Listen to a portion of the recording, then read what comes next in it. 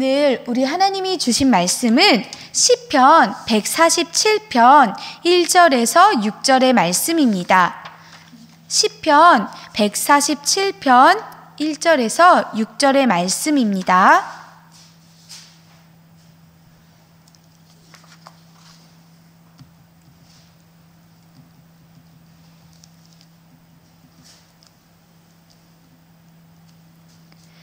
찾으셨으면 우리 같이 한 목소리로 읽겠습니다. 할렐루야! 우리 하나님을 찬양하는 일이 선함이여 찬송하는 일이 아름답고 마땅하도다. 여호와께서 예루살렘을 세우시며 이스라엘의 흩어진 자들을 모으시며 상심한 자들을 고치시며 그들의 상처를 싸매시는도다. 그가 별들의 수요를 세시고 그것들을 다 이름대로 부르시는도다. 우리 주는 위대하시며 능력이 많으시며 그의 지혜가 무궁하시도다. 여호와께서 겸손한 자들은 붙드시고 악인들은 땅에 엎드러 트리시는도다. 아멘. 오늘 저는 우리가 읽은 시편 147편 1절에서 6절의 말씀을 가지고 찬양, 선하고 아름답고 마땅한 일이라는 제목으로 이 시간 하나님의 말씀을 전하겠습니다. 여러분, 2022년이 됐잖아요. 근데 아직은 전도사님은 좀 날짜가 익숙하지 않은 것 같아요. 오늘도 날짜를 쓰는데 저도 모르게 또 2021년이라고 쓰고 있는 거예요. 그래서 다 지우고 다시 2022년 1월 2일 이렇게 적었거든요. 저만 그런가요? 아니면 우리 친구들도 그럴까요? 아무튼 우리 주님이 어제나 오늘이나 영원토록 변함없이 날마다 우리한테 새로운 날을 주고 계세요. 이게 얼마나 놀랍고 감사한지 우리 좋으신 하나님을 더욱더 찬양하는 오늘 하루가 되고 또 올 한 해가 되면 좋겠습니다. 오늘 우리가 읽은 이 시편 147편은요 1절이 할렐루야로 시작해서 마지막 20절도 할렐루야로 끝나는 시편이에요. 이걸 다른 말로 할렐루야 시편이라고 말하고 있어요. 할렐루야 시편은요 146편에서 150편까지 5개의 시편을 말하는 건데요. 우리가 본 오늘 147편은 바로 이 5개 중에 두 번째로 나오는 할렐루야 시편이에요. 이 시편 147편은요 하나님을 찬양하는 게 왜 선하고 아름답고 마땅한 일인지에 대해서 그 이유를 쭉 말해주고 있어요. 1절부터 그 이유가 아주 분명하게 드러나고 있거든요. 우리가 설교 제목 알고 있는 그대로예요. 왜 이렇게 하나님을 찬양하라고 하는 걸까? 도대체 하나님을 찬양하는 일이 얼마나 좋으면 이렇게까지 말을 하고 있을까? 우리가 그 이유를 오늘 이 시편 147편 첫 번째 부분인 1절에서 6절까지 해서 함께 찾아보면서 우리도 이 찬양의 이유, 찬양을 하는 게 얼마나 기쁜 건지 다시금 큰 기쁨과 감동을 누리고 주님을 더욱더 마음껏 아주 풍성하게 찬양하는 저와 여러분이 되기를 소망합니다. 먼저 첫 번째는요, 찬양 요청과 선포가 나오고 있어요. 찬양이 선하고 아름답고 마땅한 일이라고 하는 거죠. 시편 147편 1절에요. 할렐루야, 우리 하나님을 찬양하는 일이 선하며 찬송하는 일이 아름답고 마땅하도다. 아멘. 여러분, 저는요 이 1절 말씀을 읽을수록요 막 제 마음에도 기쁨이 막 더 커지는 걸 느껴요. 할렐루야, 좋으신 하나님을 찬양합니다. 시인이 지금 이렇게 할렐루야를 외치고 있어요. 이 할렐루야 여기서 의미는요 너희는 여호와 하나님을 찬양하라 이런 뜻이에요. 동시에 하나님을 찬양하는 일이 선하고 아름답고 마땅하다 이렇게 아주 확실하게 선포하고 있어요. 우리 읽은 이 개역개정 성경에는 없지만요 원래 성경에는요 왜냐하면 이라는 말이 나와 있어요. 그래서 시인이 선포하는 이 말씀이 곧 찬양하는 이유가 된다는 거예요.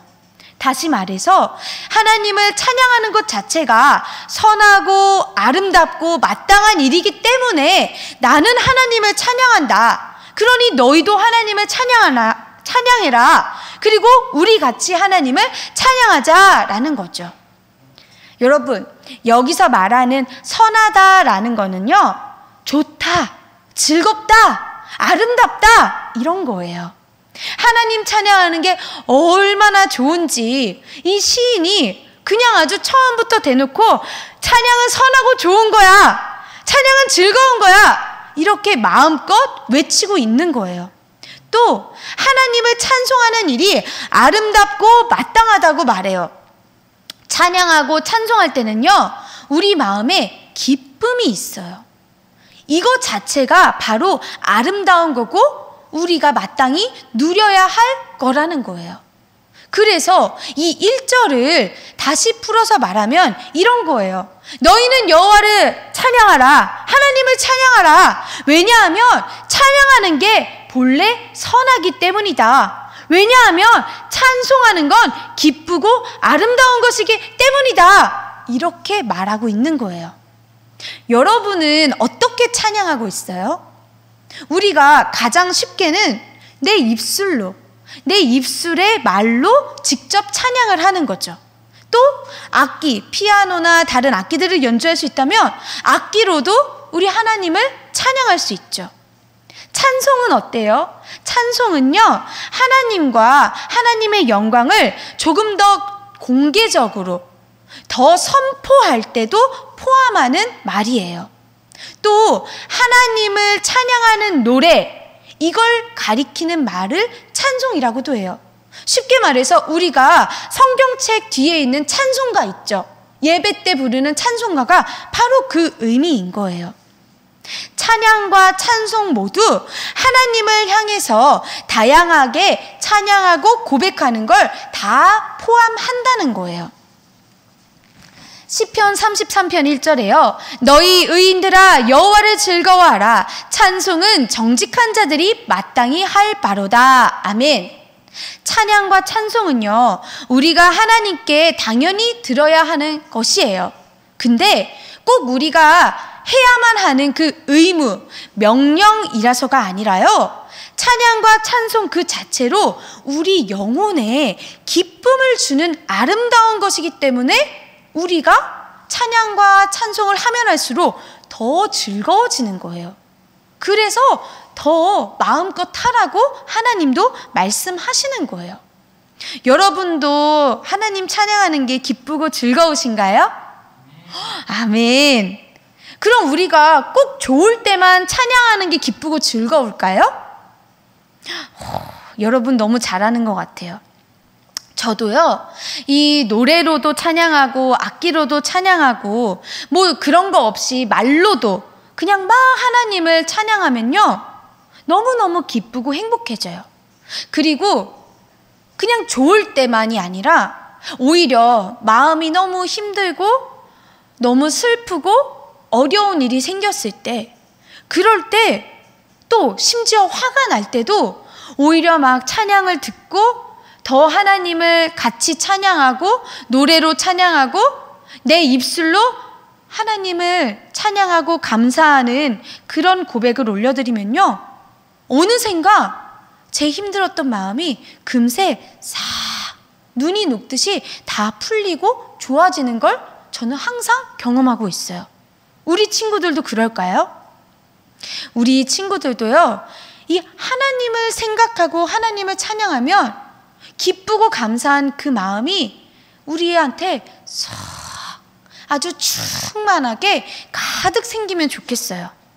어느 때든지 어떤 상황에서든지 하나님을 찬양할수록 행복해지고 좋아져서 더 마음껏 찬양을 하고 싶어지는 거예요. 우리 모두에게 그런 찬양의 기쁨과 즐거움이 더욱더 넘쳐나기를 축복합니다. 두 번째로는요, 바로 이제 찬양의 이유가 하나씩 나오고 있어요. 먼저 나오는 건 하나님의 구원과 회복이라는 거예요. 시편 147편 2절에서 3절 말씀이요. 여호와께서 예루살렘을 세우시며 이스라엘의 흩어진 자들을 모으시며 상심한 자들을 고치시며 그들의 상처를 싸매시는도다. 아멘. 여러분, 2절에서 6절까지는 앞에서 하나님 찬양이 선하고 아름답고 마땅하다고 말했는데 왜 그런지에 대해서 구체적으로 그 이유들을 쭉 말해주고 있는 거예요. 앞에서요, 우리가 하나님 찬송하는 게 마땅하다 그랬어요. 아니, 왜 마땅한 건데요? 이유가 너무너무 분명해요. 왜냐하면 하나님이 바로 이스라엘의 구원자이시기 때문인 거예요. 2절에서 3절은요, 바로 이 구원자 되시는 하나님이 이스라엘 백성에게 베푸시는 구원과 회복을 구체적으로 말해주고 있는 거예요. 예루살렘을 세우시고 이스라엘에 흩어졌던 사람들을 다시 모아주시고 그리고 사람들을 고쳐주신다고 말이죠. 도대체 이게 무슨 일인데요? 왜 갑자기 이런 말이 나오는 건데요? 이스라엘 백성들이요, 하나님께 선택받은 민족이었어요.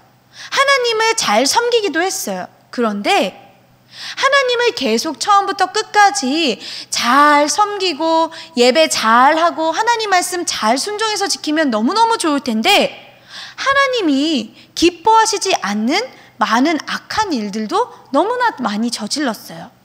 끊임없이 우상 숭배를 하고 잘못된 예배를 드리면서 하나님은 전혀 기뻐하시지 않는 일들을 너무나도 많이 행했다는 거예요. 그래서 결국엔 하나님이 징계, 이 벌을 내리셔서 아수르와 그리고 바벨론에 의해서 이스라엘은 멸망하게 되었어요. 여러 나라로 사방으로 뿔뿔이 다 흩어지게 되어버린 거예요. 그리고는 아주 오랫동안 포로 생활을 해야만 했다는 거예요. 여러분, 포로가 뭔지 알아요? 포로라는 건요, 이 전쟁에서 이 적한테 사로잡힌 사람이에요. 한마디로 잡혀서 끌려가는 거예요. 그렇게 오랫동안 잡힌 상태로 모이지 못하고 다 사방으로 흩어져서 정착하지 못한 상태로 아주 오랜 세월을 지내야만 했어요. 그러니 이 사람들이 얼마나 힘들었겠어요. 몸도 자유롭지 못하고 늘 고단하고 마음의 깊은 상처도 너무나 많이 받았을 거예요. 근데 우리 하나님이 택하신 이 당신의 백성들을 그냥 이렇게 버려두시나요? 아니죠. 말씀을 우리 같이 볼게요. 이사야 11장 11절에서 12절인데요. 그날에 주께서 다시 그의 손을 펴사 그의 남은 백성을 아수르와 애굽과 바드로스와 구스와 엘람과 시날과 하맛과 바다 섬들에서 돌아오게 하실 것이라. 여호와께서 열방을 향하여 기치를 세우시고 이스라엘의 쫓긴 자들을 모으시며 땅 사방에서 유다의 흩어진 자들을 모으시리니. 아멘. 여러분, 말씀은 너무너무 놀라운 거예요. 우리 주님이 어떻게 하신다고요? 아수르, 애굽, 바드로스, 구스, 엘람, 시날, 하맛, 여러 섬들, 이것들이 가리키는 건요, 동서남북이에요. 모든 곳으로부터 이 남은 백성을 다시 돌아오게 해주신다는 거예요. 그리고는 다시 주님의 소유, 주님의 백성으로 삼으시겠다는 거예요. 그리고는 모든 나라들이 볼 수 있도록 이 기치라는 말이 깃발이에요. 깃발을 세우셔가지고요, 이스라엘 사람들이 이 깃발을 보고 찾아오게 해주신다는 거예요. 그럼 흩어졌던 이 이스라엘 유다 사람들이 동서남북 사방에서 이 깃발을 찾아오도록 주님이 도와주시는 거예요. 여러분, 너무 놀랍지 않나요? 저는 이 말씀을 읽으면서 한편으로는 그 깃발이 얼마나 크길래 그걸 보면서 사람들이 이렇게 다 올 수 있는 걸까? 막 이런 상상도 해보고 그랬어요. 근데 우리 하나님의 구원이 여기서 그냥 이렇게 끝나는 걸까요? 그냥 흩어진 백성 모으고 그냥 자, 너네 여기 있어. 이렇게 하고 휙 가버리시는 분일까요? 아니죠. 우리 3절의 말씀을 다시 읽을게요. 시편 147편의 3절에요. 상심한 자들을 고치시며 그들의 상처를 싸매시는도다. 아멘. 멸망당해서 무너진 예루살렘도 다시 세우시고 오랫동안 지치고 힘들었던 사람들, 특히나 그들 마음에 생긴 깊은 상처도 우리 주님이 다 완전히 위로해 주시고 고쳐주신다는 거예요. 우리도 몸에 상처가 나면 어떻게 해요? 소독도 하고 연고도 바르고 반창고도 붙이잖아요. 우리 하나님은요, 사람보다 더 좋고 더 완벽한 의사로 사람들 몸과 마음의 상처를 일일이 다 하나씩 불어가면서 깨끗하게 씻어주시고 붕대 같은 걸로 싸매서 감싸주시듯이 상처가 풀어지지 않고 꽉 싸매주셔서 그야말로 완전하게 고쳐주시는 좋은 치료자 하나님이 되시는 거예요. 이 치료자 하나님이 바로 우리와 함께 하신다는 게 너무너무 놀랍다는 거예요. 세 번째로는 그 뒤에 이어서 이 하나님의 보살피심에 대한 말씀들이 쭉 나오고 있어요. 시편 147편의 4절에서 6절에요. 그가 별들의 수요를 세시고 그것들을 다 이름대로 부르시는도다. 우리 주는 위대하시며 능력이 많으시며 그의 지혜가 무궁하시도다. 여호와께서 겸손한 자들은 붙드시고 악인들은 땅에 엎드려 뜨리시는도다. 아멘. 여러분, 우리 하나님은 어떤 분이죠? 창조주 하나님이 되시죠. 하늘과 땅과 별을 다 만드시고 다스리시는 분이에요. 더군다나 그냥 만들고 끝나는 게 아니라요, 모든 이름을 하나하나 다 불러주신대요.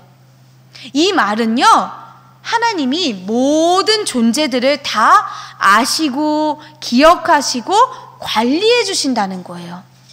우리 하나님 너무 멋지지 않아요?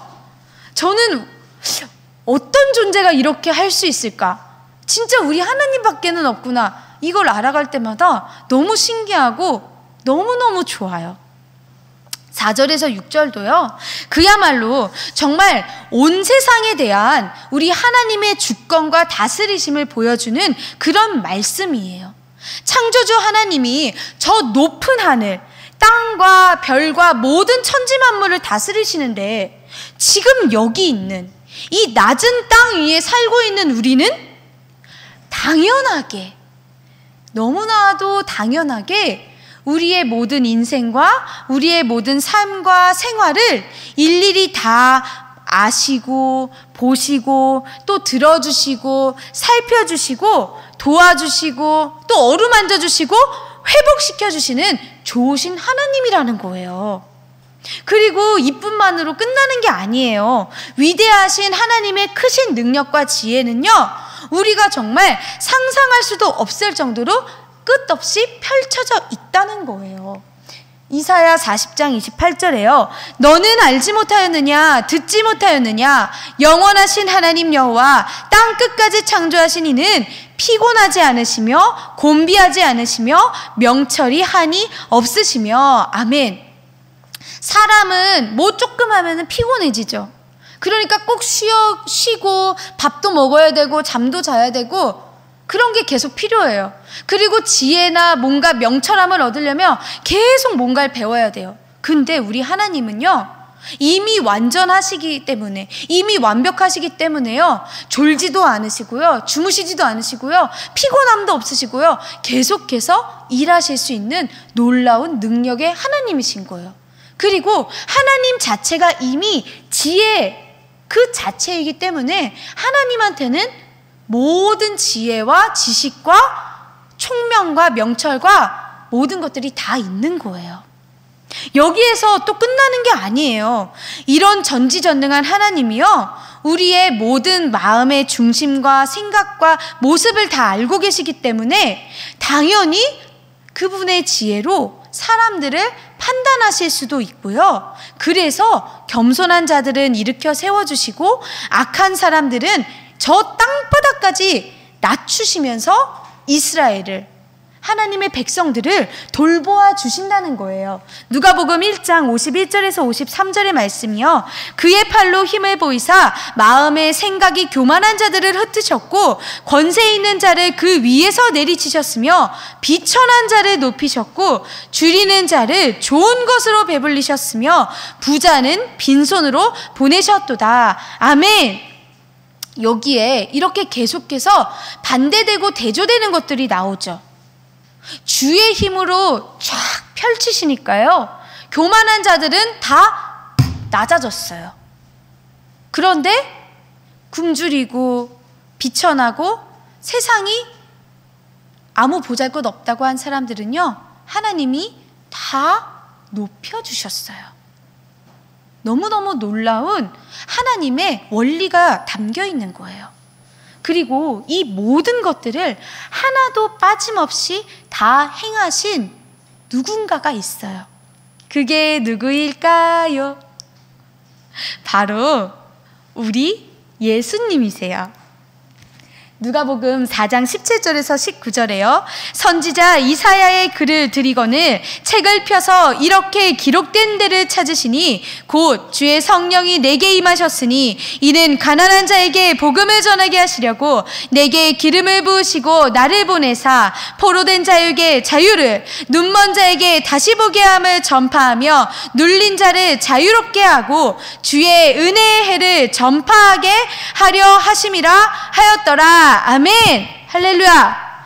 이사야 선지자가 예언했던 메시아, 다시 오실 만왕의 왕, 바로 예수님이 이 신약의 말씀으로 성취되셨고 우리에게 기록되어서 알려주고 계시는 거예요. 이 말씀 그대로가요, 예수님이 이 땅에 오신 이유이자 예수님이 이 땅에 오셔서 하신 일을 나타내고 있다는 거예요. 여러분, 예수님은요, 가장 높은 곳에 계시는 분이에요. 하나님과 동등하고요, 하나님과 동일하신 분이에요. 말씀 그 자체이기도 하세요. 요한복음에 나오죠. 말씀이시라고요. 근데 이 말씀이신 예수님이요, 육신이 되셔서 사람의 몸을 입고 우리가 있는 이 낮은 곳으로, 땅으로 친히 내려와 주신 거예요. 왜? 우리가 너무 잘 알고 있죠. 우리를 너무나 사랑하셔서, 그리고 우리를 모든 방면에서 구원해 주시기 위해서. 그래서 이 땅에 오셔서요, 예수님은 정말 모든 곳을 두루두루 다니시면서 하나님 나라의 복음을 전하고 가르치시고 귀신도 쫓아내시고 몸과 마음과 영혼이 병든 사람들을 고쳐주시고 치료해 주셨어요. 또 죽은 자도 살려주셨죠. 그리고 헐벗고 굶주린 가난한 사람들은 또 입혀주시고 마음껏 먹여주셨어요. 그뿐이에요? 예수님이요, 하나님 나라의 복음을 전하는 것 방해하고 대적하는 이 서기관이나 바리새인 같은 무리들, 그 교만한 마음과 생각을 가지고 예수님께 나온 사람들은요, 똑같이 뭐 무력을 쓰거나 욕을 하거나 이러지 않으시고요, 아주 평화롭게, 하지만 진리의 말씀으로 그 모든 교만함을 깨뜨리셨어요. 또 예수님이 만났던 많은 사람들 중에 한 사람이 있는데요, 세리장 부자 삭개오 있잖아요. 여러분, 삭개오 알아요? 삭개오요, 예수님이 너무너무 보고 싶은데 삭개오는 키도 작고 사람들이 너무 많으니까요, 뽕나무 위에 올라갔어요. 근데 예수님이 그걸 딱 보시고요, 삭개오야, 어서 내려와라. 오늘은 내가 너의 집에서 지내야 하겠다. 이렇게 말씀하시니까요, 삭개오가 얼른 내려와가지고 아주 기뻐하면서 예수님을 자기 집에 모셨어요. 사람들은요, 이 삭개오의 집에 들어가시는 예수님을 보고, 아, 죄인의 집에 들어간다. 이거 뭐야, 저거 뭐야. 근데 예수님은요, 전혀 개의치 않으셨어요. 삭개오는요, 예수님을 만나니까요, 너무너무 좋은 거예요. 예수님이 바로 주님이시군요. 그래서 그가 가진 소유의 절반을 가난한 사람들에게 주고, 그리고 만약 자기가 다른 사람의 것을 억지로 빼앗은 게 있다면 4배로 갚겠다고 예수님한테 말했어요. 그랬더니 그 삭개오의 엄청난 결단과 선포를 들으신 예수님이 오늘 구원이 이 집에 이르렀다. 이 사람도 아브라함의 자손이다 라고 선포해 주셨어요. 여러분, 이 외에도요, 예수님이 행하시고 보여주신 너무나도 놀라운 일들이 진짜 성경에는요 너무 가득해요. 우리 친구들이 더 많이 알았으면 좋겠어요. 근데 그 중에서도 가장 놀랍고 최고의 사랑을 보여주시는 건요, 바로 예수님이 제일로 보잘것없고 가장 낮은 곳인 이 십자가에서 우리를 대신해서 죽으시고 3일 만에 부활하셔서 우리의 과거, 현재, 미래의 모든 죄와 모든 죽음과 모든 율법의 저주와 모든 환경의 문제를 단번에 다 해결해 주셨다는 사실이에요. 이사야 53장 5절의 말씀입니다. 그가 찔림은 우리의 허물 때문이요 그가 상함은 우리의 죄악 때문이라. 그가 징계를 받음으로 우리는 평안을 누리고 그가 채찍에 맞음으로 우리는 나음을 받았도다.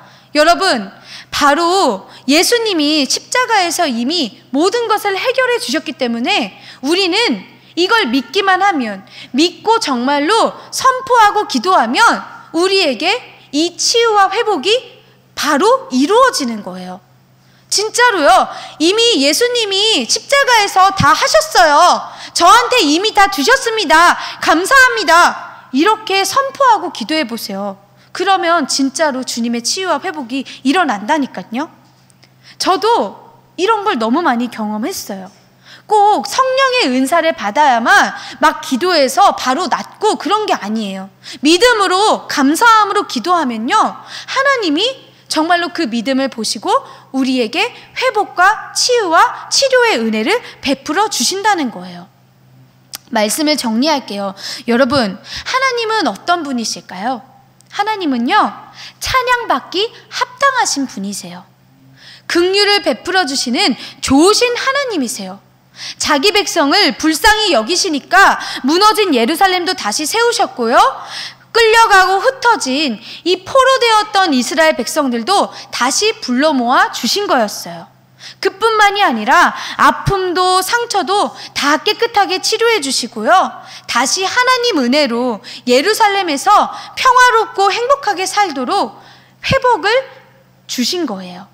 그러니 이 백성들이 이 회복에 감사해서 기쁜 마음으로 하나님을 찬양할 수밖에 없다는 거예요. 여러분, 생각해 보세요. 우리 죄를 용서해 주신 하나님, 우리를 불쌍하게 여겨주셔서 늘 나를 너그럽고 친절하게 바라봐 주시는 그 주님을 한번 생각해 보세요. 그러면 우리 마음에 저절로 감사해지는 그런 마음과 기쁨이 생길 거예요. 그 감사와 기쁨으로 우리도 이스라엘 백성들처럼, 아니 그들보다도 더 기쁘고 즐겁게 하나님을 찬양하면 된다는 거예요. 마지막 말씀을 같이 읽겠습니다. 시편 104편 33절에요. 내가 평생토록 여호와께 노래하며 내가 살아있는 동안 내 하나님을 찬양하리로다. 아멘. 이 말씀 그대로 날마다 주님의 구원과 치유와 모든 은혜에 감사하며 더욱더 기쁘고 즐겁게 우리 평생에 하나님을 찬양하는 저와 여러분이 되기를 주님 이름으로 축복합니다. 기도하겠습니다. 사랑과 은혜가 많으신 아버지 하나님, 감사합니다. 오늘 말씀을 통해서 하나님을 찬양하는 일이 왜 좋은지 그 이유를 더욱 분명하게 알려주셔서 감사합니다. 하나님, 찬양하는 것은 선하고 아름답고 마땅한 일입니다. 그러니 주의 백성인 우리가 더 큰 기쁨과 감사로 주님을 다양하고 풍성하게 찬양하도록 인도하여 주시옵소서. 모든 것은 우리 주님이 주시는 은혜입니다. 하나님의 복된 자녀들이 올해도 날마다 더 많은 이유들로 주님을 찾아 예배하고 찬양하고 풍성한 주님의 축복을 마음껏 누리도록 인도하여 주시옵소서. 찬양받아 마땅하신 좋으신 우리 구주 예수님의 이름으로 기도드립니다. 아멘.